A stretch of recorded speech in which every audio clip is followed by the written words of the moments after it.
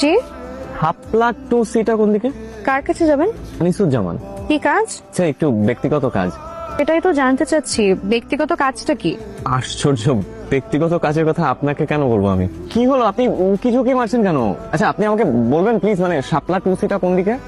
শাপলা টুসি এই কোয়ার্টারে না, আপনি ভুল কোয়ার্টারে আসছেন। আমাদের বাসায় যখন কোনো মেয়ে বিয়ের বয়স হয় তখন তাকে বিষ খাইয়ে মেরে ফেলা হয়। বিষকে তো আবার এমনি এমনি খাওয়ায় না, আয়োজন করে অনুষ্ঠান করে তারপরে বিষ খায়। পোলাও মাংস রান্না করা হয়, আত্মীয় স্বজন সবার মিষ্টি নিয়ে। এটাকে আমাদের বাসায় বলে শ্রাদ্ধ বিয়া। আপনি এখানে কি করছেন?